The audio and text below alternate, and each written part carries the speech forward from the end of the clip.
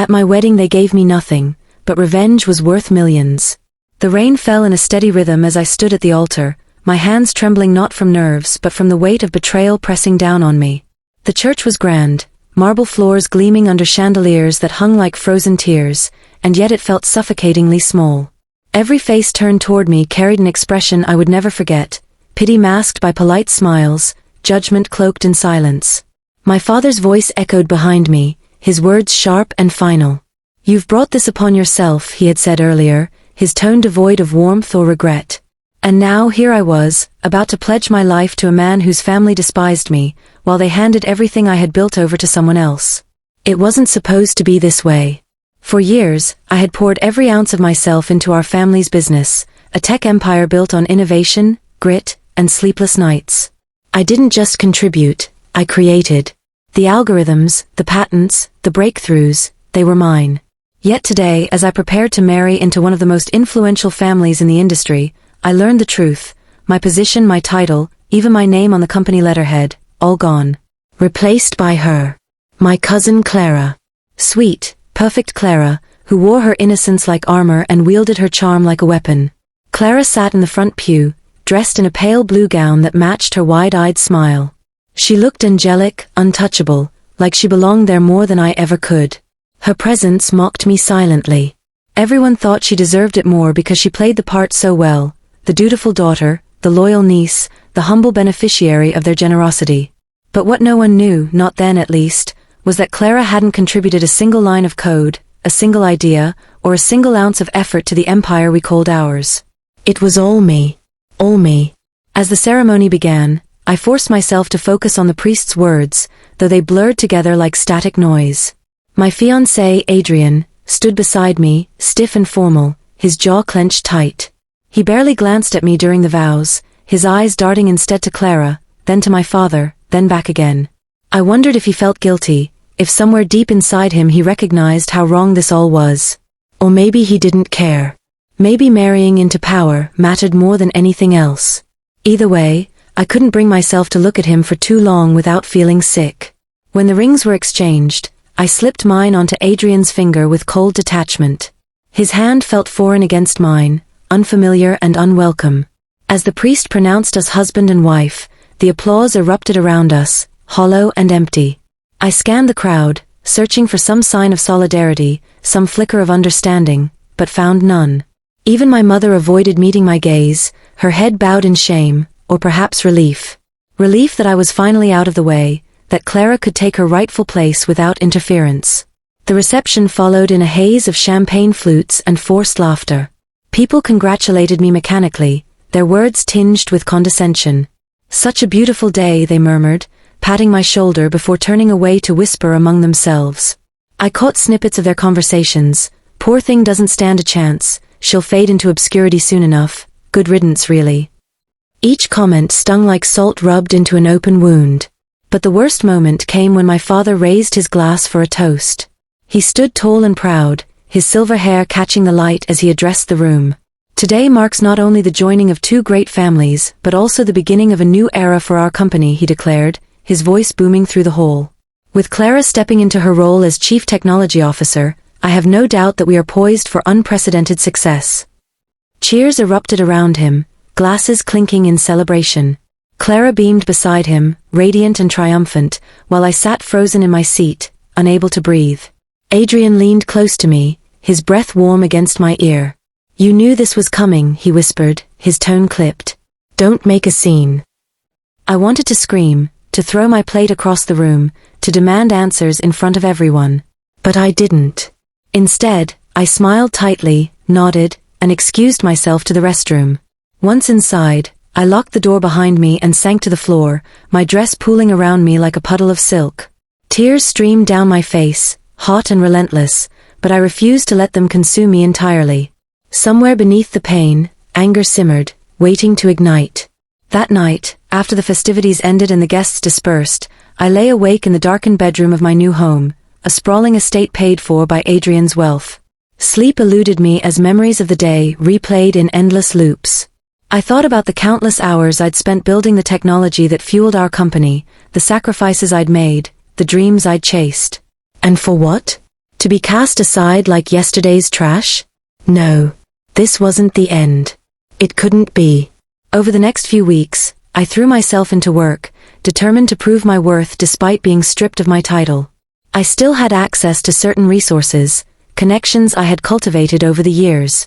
I reached out to former colleagues, old mentors, anyone who might listen. At first, they hesitated, wary of crossing my father or jeopardizing their own positions.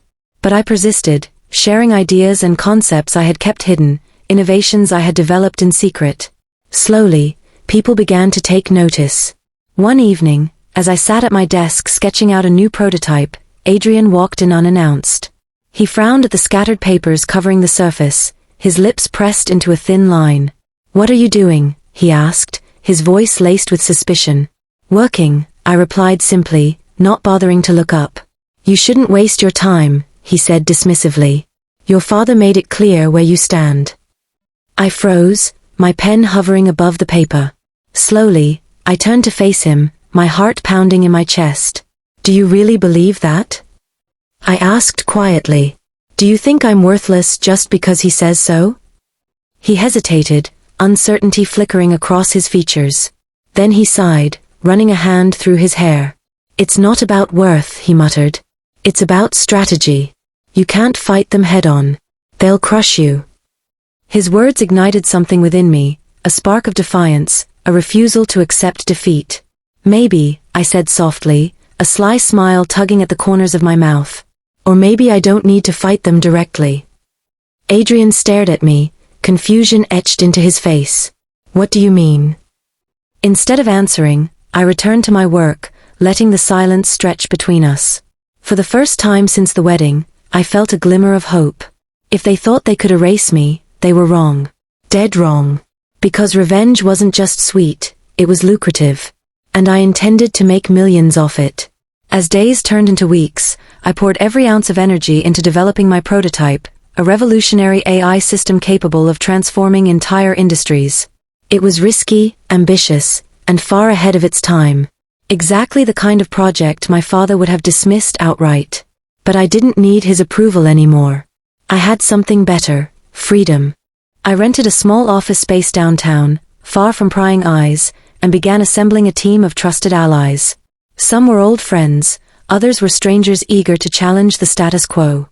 Together, we worked tirelessly, fueled by caffeine and determination. Late nights became the norm, weekends non-existent. Every setback only strengthened our resolve. We weren't just creating technology, we were crafting a rebellion. Meanwhile, tensions at home grew unbearable.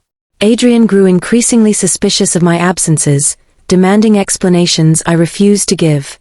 Arguments erupted frequently, each one more heated than the last. "You're throwing your life away," he shouted one night, slamming his fist on the table. "For what? A pipe dream?" "For justice," I shot back, my voice steady despite the storm raging inside me. "Something you wouldn't understand."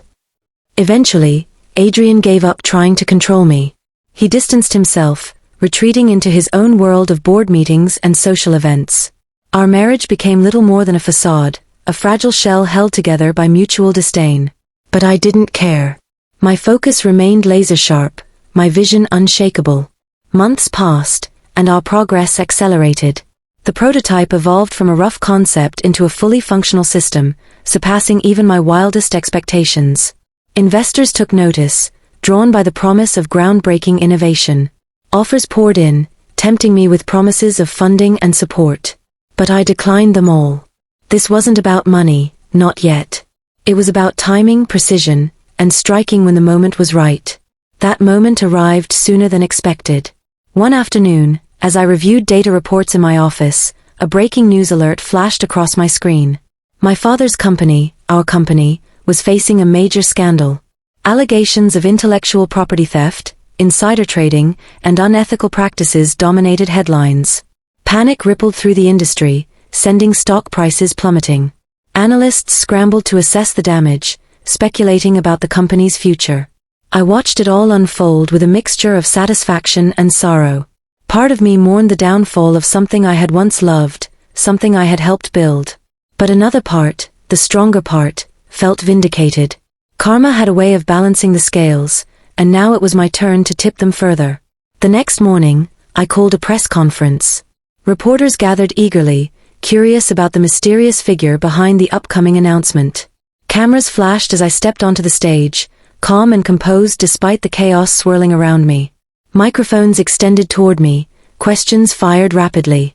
I held up a hand, silencing them with a single gesture.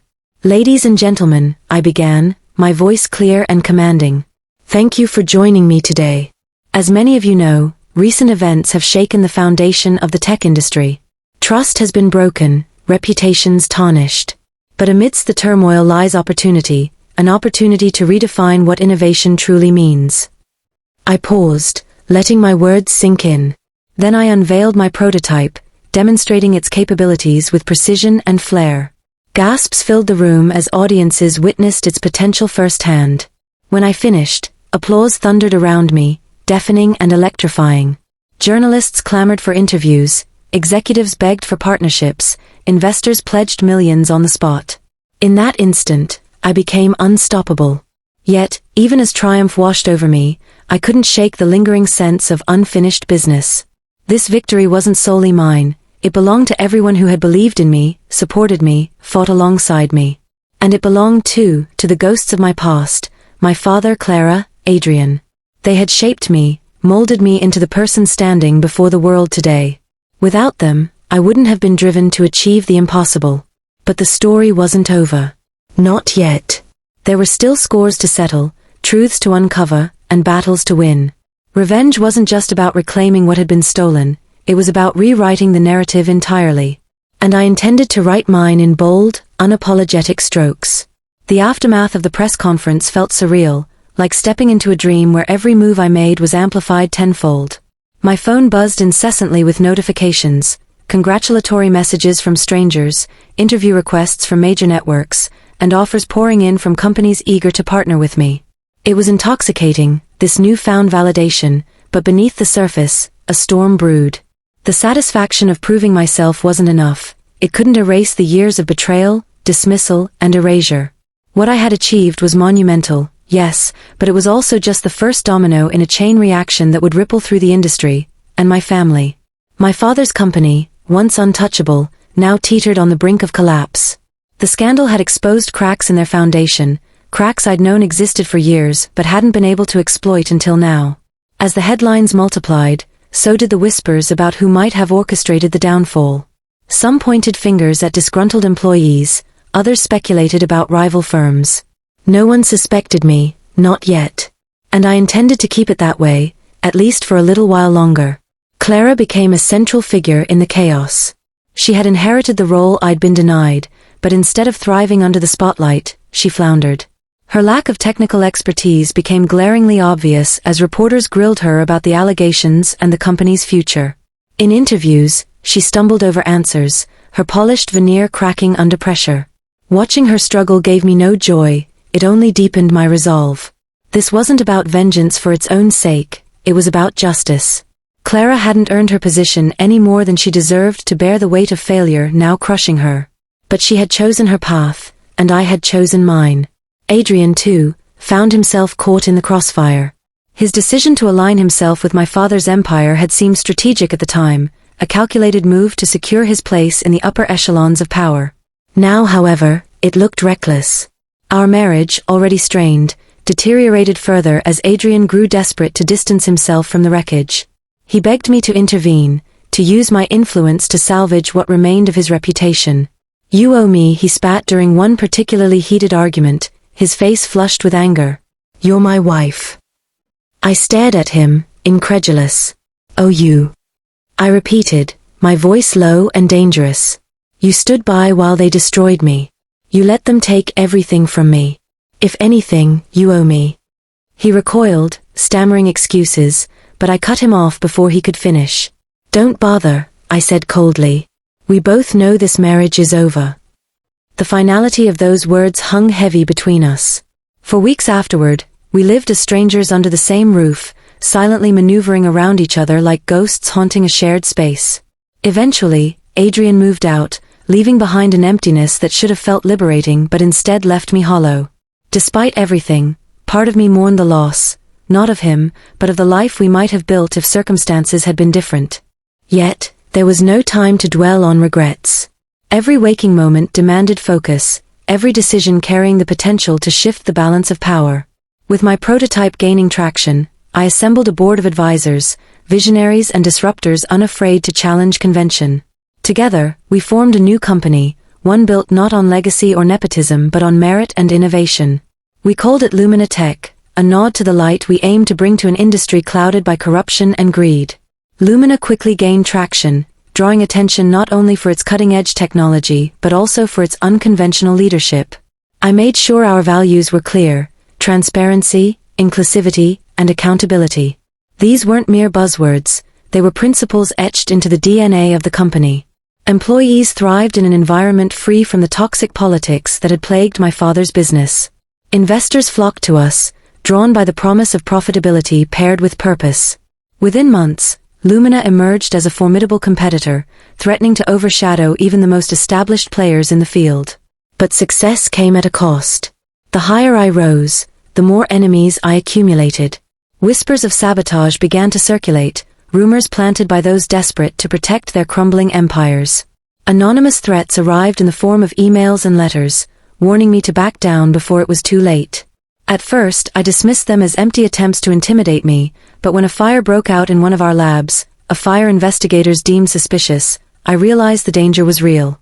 Security tightened around Lumina, and I hired a team of specialists to ensure the safety of my staff and assets. Still, the attacks persisted, growing bolder with each passing day. One evening, as I reviewed documents in my office, a shadow flickered across the window. Instinctively, I ducked, my heart racing as glass shattered behind me. A brick lay on the floor, accompanied by a note scrawled in jagged handwriting: "This isn't over." Shaken but undeterred, I vowed not to let fear dictate my actions. If anything, the threats fueled my determination. I refused to be silenced, refused to retreat into obscurity. Instead, I doubled down, accelerating our development plans and expanding into new markets. Each milestone we reached felt like a middle finger raised to those who sought to destroy us.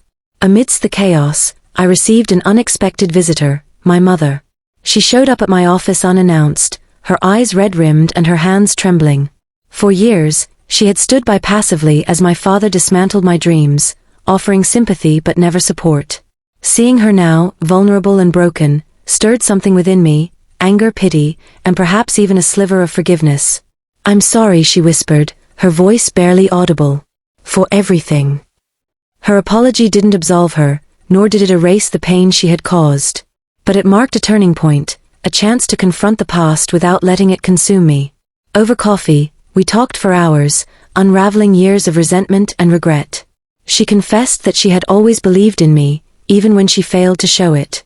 Her words didn't change the course I was on, but they softened the edges of my bitterness, allowing room for healing.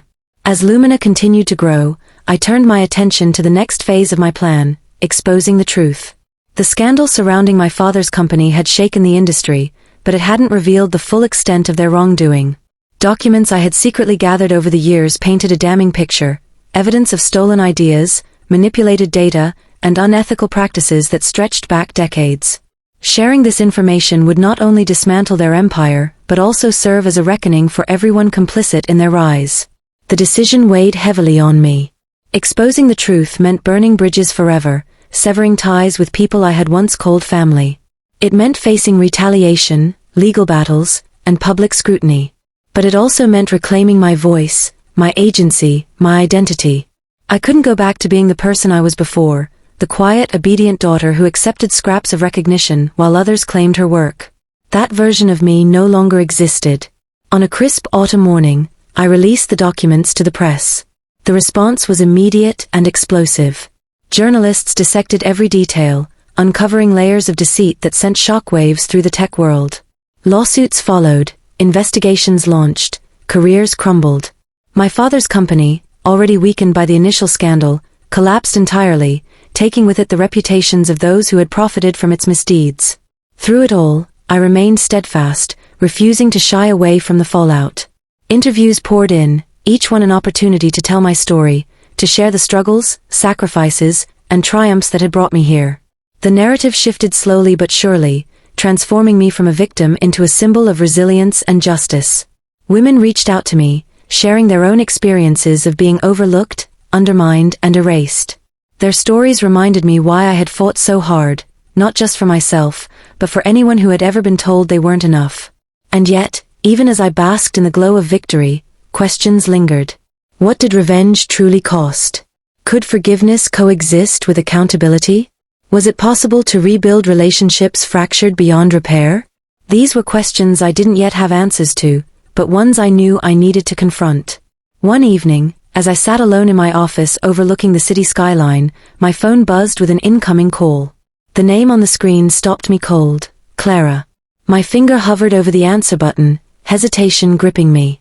After everything that had happened, after all the pain and betrayal, did I really want to hear what she had to say? Taking a deep breath, I pressed accept.